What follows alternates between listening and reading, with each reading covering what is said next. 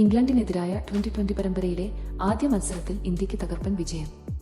England ഉയർത്തിയ 133 എന്ന വിജയലക്ഷ്യം പിന്തുടർന്ന ഇന്ത്യ ആക്രമിച്ചു കളിച്ച് 13-ാം ഓവറിലേക്ക് 3 വിക്കറ്റ് നഷ്ടത്തിൽ വിജയം കണ്ടു. സഞ്ജു സാംസണും അഭിഷേക് ശർമ്മയും ഇന്ത്യക്ക് മികച്ച തുടക്കം നൽകി. സഞ്ജു 2-ാം ഓവറിൽ ആറ്റ്കിൻസിനെതിരെ 22 റൺസ് അടിച്ചുകൂട്ടി. പക്ഷേ സഞ്ജുവിന് അതിനുശേഷം അധികം റൺ നേടാൻ ആയില്ല. 20 പന്തിൽ 26 റൺസുമായി സഞ്ജു മടങ്ങി. പിന്നാലെ സൂര്യകുമാർ ഡക്കിൽ മടങ്ങി. പിന്നീട് അഭിഷേക് ശർമ്മ നിയന്ത്രണം ഏറ്റെടുത്തു. 20 പന്തിലേക്ക് അദ്ദേഹം 50 കണ്ടെത്തി. അഭിഷേക് 34 പന്തിൽ നിന്ന് ആകെ 79 റൺസ് എടുത്തു. 8 സിക്സും 5 ഫോറും യുവ ഓപ്പണർ അടിച്ചു. തിലക് വർമ്മ 19 റൺസുമായി അഭിഷേകിന് പിന്തുണ നൽകി ഇന്ത്യയെ വിജയത്തിലേക്ക് നയിച്ചു. ആദ്യം ബാറ്റു ചെയ്ത് ഇംഗ്ലണ്ടിനെ 132 റണ്ണിൽ ഒതുക്കാൻ ഇന്ത്യക്കായിരുന്നു. ഈഡൻ ഗാർഡനിൽ മികച്ച ബൌളിംഗ് ആണ് ഇന്ത്യ കാഴ്ചവെച്ചത്.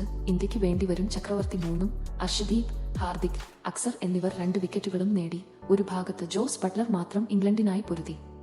അദ്ദേഹം 44 പന്തിൽ നിന്ന് 68 റൺസ് എടുത്തു. 2 സിക്സും 8 ഫോറും ബട്ട്ലർ അടിച്ചു.